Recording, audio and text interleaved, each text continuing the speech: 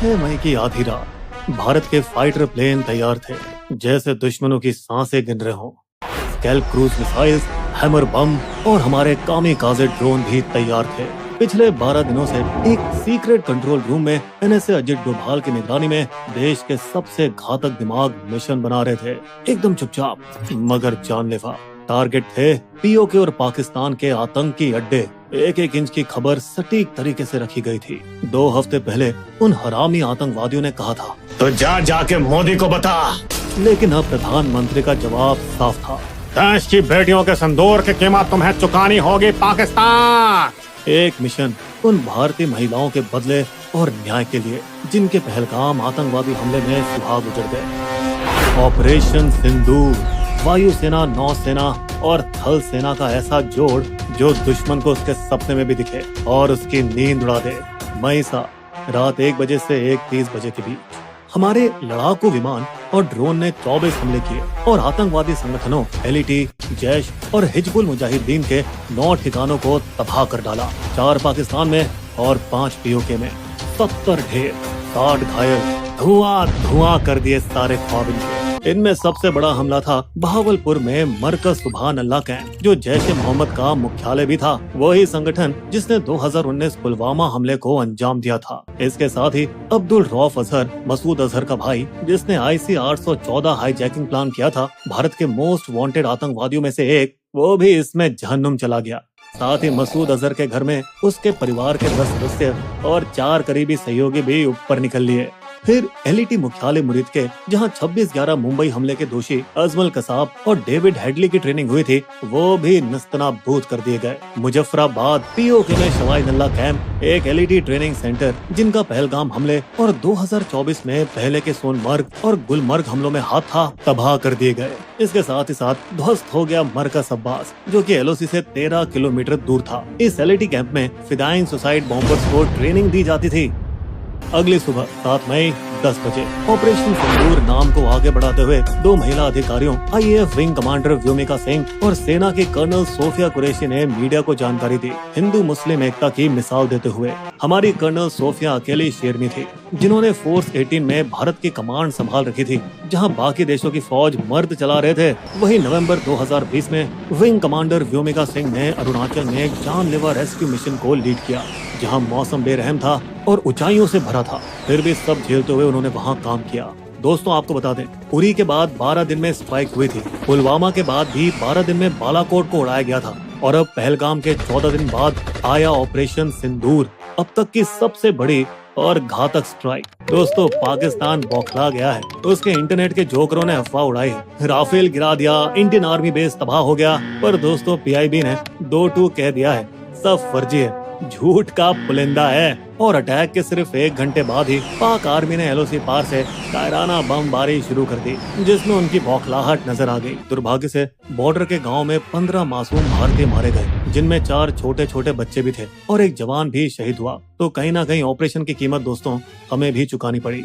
यहाँ सबसे बड़ी बात ये थी कि IAF ने पूरा ऑपरेशन पाकिस्तानी एयर स्पेस में घुसे बिना कर दिया, क्योंकि स्कैल्प मिसाइल की रेंज 250 किलोमीटर से ऊपर है। वहीं हैमर की रेंज 50 से 70 किलोमीटर है। और दोस्तों, कामिकाज़े ड्रोन GPS से लैस होते हैं, जिनको कहीं से भी उड़ाया जा सकता है। इसके साथ ही सबसे गहरी चोट लगी जैश ए मोहम्मद के हेडक्वार्टर को बहावलपुर में, जो कि पाकिस्तान के अंदर 100 किलोमीटर की दूरी पर था। अब क्योंकि ये हमारे नए हथियारों की रेंज में था, तो हमने एकदम सटीक वार किया। यहाँ गौर करने वाली बात यह है कि भारत ने पाकिस्तानी आर्मी के किसी भी ठिकाने को छुआ तक नहीं, क्योंकि दोस्तों हमें युद्ध नहीं, इंसाफ चाहिए था।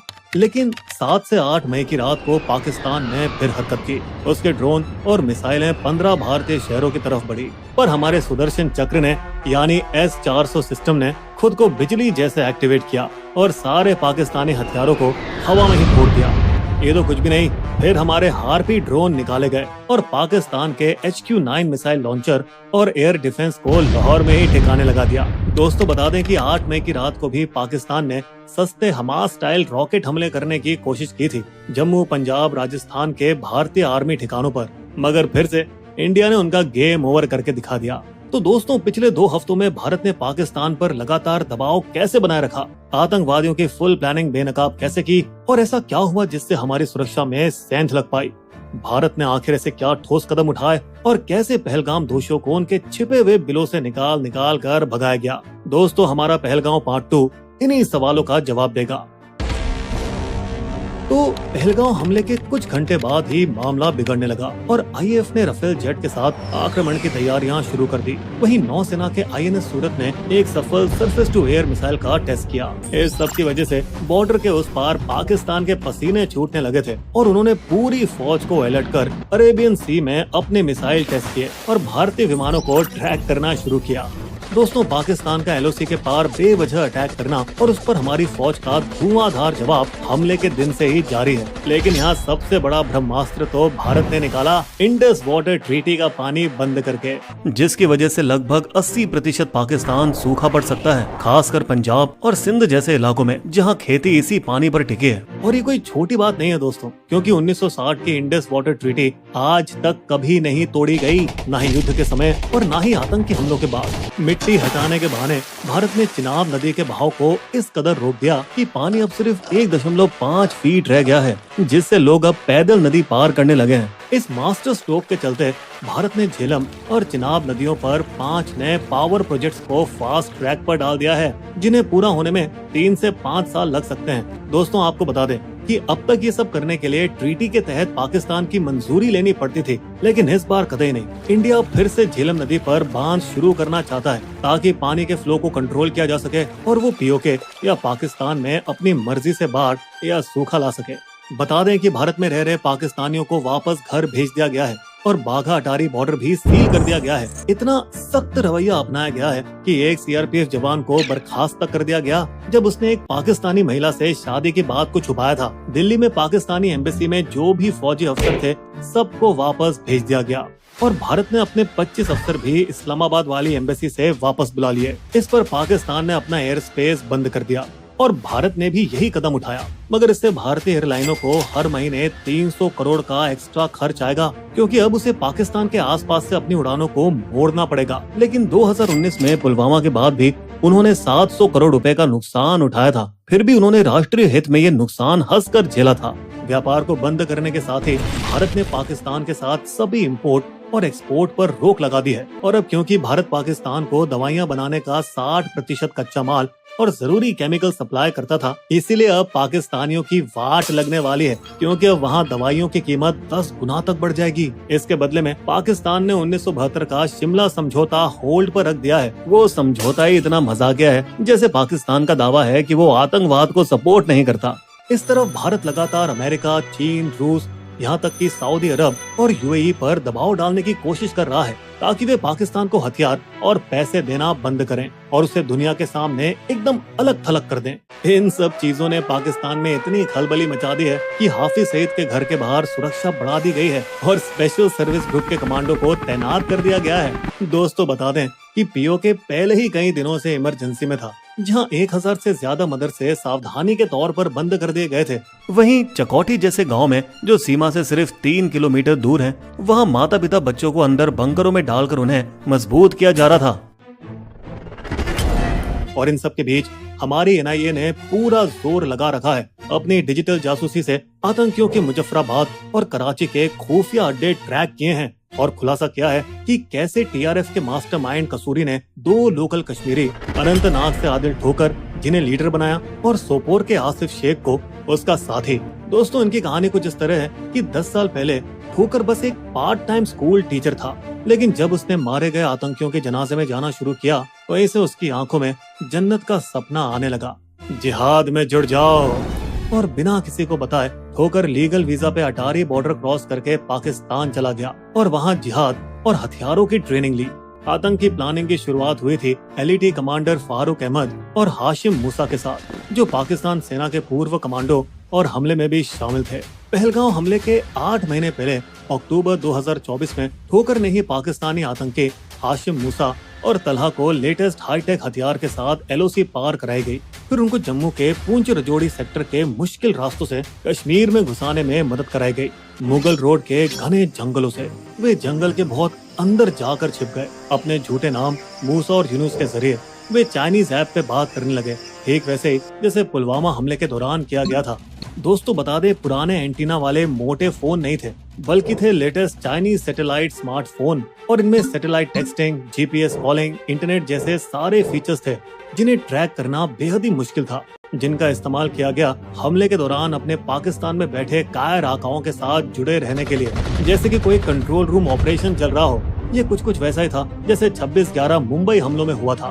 दोस्तों बता दें कि सर्च ऑपरेशन के दौरान आदिल और आसिफ के घर से धमाके का सामान बरामद हुआ था, जिसके बाद उन गद्दारों के घर नष्ट कर दिए गए थे ताकि एक मिसाल कायम की जा सके और युवाओं को पाकिस्तानी आतंकवादियों से जुड़ने से रोका जा सके। इन सब के बावजूद दोस्तों हमने गलतियां तो की है, जिसको सरकार ने पार्टी बैठक में भी माना। हम इस हमले को रोक नहीं पाए। हमने गलती कर दी बिना सिक्योरिटी को बताए बेसरन को इस साल जल्दी खोलकर। बेसरन को इस साल जल्दी खोल दिया गया बिना सिक्योरिटी को बताए। लेकिन दोस्तों रिपोर्ट्स कहती है कि बेसरन तो साल के ज्यादातर टाइम खुला ही रहता है, सिर्फ बहुत ज्यादा बर्फ पड़ने पर ही बंद होता है। यहाँ समस्या दरअसल ये थी कि सबसे पास का चेक पोस्ट भी बहुत दूर था, पहाड़ी के बेस पर 10 से 11 किलोमीटर दूर, जहाँ राष्ट्रीय राइफल आरआर की 3री बटालियन और सीआरपीएफ की 116वीं बटालियन तैनात रहती है। इसी वजह से ऊपर बेसरन पर फोर्स काफी देर बाद पहुंची, क्योंकि पहले 2.5 किलोमीटर तो एटीवी और बाइक से कवर किए गए, लेकिन अगले 4.5 किलोमीटर उन्हें कीचड़ और दलदल में भागते हुए कवर करना पड़ा। दोस्तों बता दें कि रॉ और आईबी ने अप्रैल की शुरुआत में ही अलर्ट जारी कर दिया था, लेकिन कहीं और का।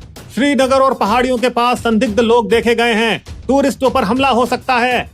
जिसके बाद सुरक्षा बलों ने तेजी से कार्रवाई की। दाचीगाम नेशनल पार्क और श्रीनगर के निशात बाग क्षेत्र में 2 हफ्तों के लिए गश्त बढ़ा दी गई। दोस्तों यहाँ सोचने वाली बात है कि क्या हमले की योजना 19 अप्रैल के लिए बनाई गई थी, जब हमारे प्रधानमंत्री कटरा से श्रीनगर की पहली ट्रेन शुरू करने के कार्यक्रम में गए थे, जिस योजना को आखिरकार खराब मौसम की वजह से रद्द कर दिया गया। और क्या यही वजह थी कि फिर आतंकवादियों ने अपना टारगेट बदलकर बेसरन मैदान को बना लिया। वे 20 और 21 अप्रैल को आम कपड़ों में वहाँ रहकी करते रहे, जबकि सुरक्षा बल श्रीनगर में उनकी तलाश कर रहे थे। और दोस्तों बिना किसी सुराग के श्रीनगर में तलाश को उसी सुबह बंद कर दिया गया जिस सुबह पहलगांव में हमला हुआ था, जिसकी कोई जानकारी नहीं थी। दोस्तों बता दें 2016 के पठानकोट हमले के बाद 778 किलोमीटर एलओसी पर घुसपैठ रोकने के लिए हाईटेक सुरक्षा सिस्टम CIBMS लगाया गया था, जिससे बॉर्डर की निगरानी मजबूत हुई थी और आतंकियों के छुपे हुए ठिकानों का पता लगाने के लिए ड्रोन से निगरानी की जा रही थी, जो कि पीर पंजाल के घने जंगलों की वजह से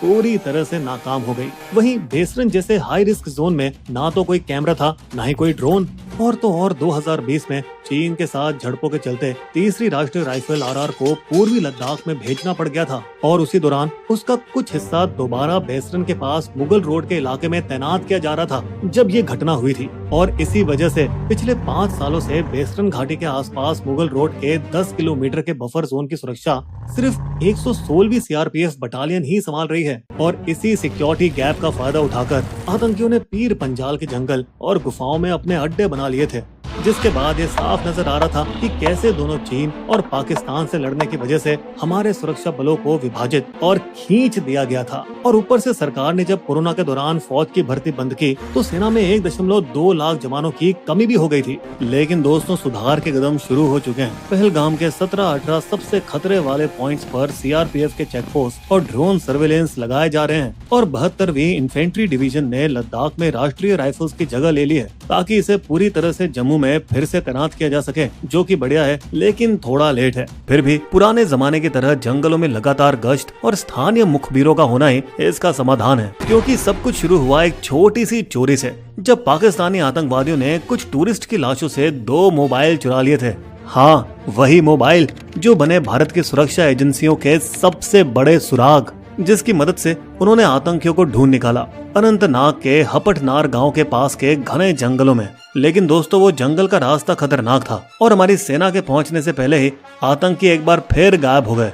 फिर कुछ दिन बाद हमारे सुरक्षा बलों ने उन्हें फिर ढूंढ निकाला और कुलगाम के जंगलों में हुआ एनकाउंटर, लेकिन आतंकी फिर से तूफान के धुएं की तरह गायब हो गए। इस बार खास बात ये थी कि पहले जैसे ये लोग गांव वालों के घर में जबरदस्ती घुसकर खाना खाते थे, अब भूखे आतंकी डिनर टाइम पर घरों में घुसकर जल्दी से रोटी चावल उठाकर भाग जाते हैं, जिससे ये पता चलता है कि कई स्थानीय कश्मीरी इन आतंकवादियों का समर्थन नहीं कर रहे, बल्कि सुरक्षा बलों को जानकारी देने में मदद कर रहे हैं। यहाँ तक कि वे मोमबत्ती लिए आतंकी हमले का विरोध भी कर रहे हैं, जो पहले कभी नहीं हुआ। इंडियन नेवी के लेफ्टिनेंट विनय नरवाल की पत्नी, जिनकी इमेज वायरल हुई थी, वह भी इनके समर्थन में आई।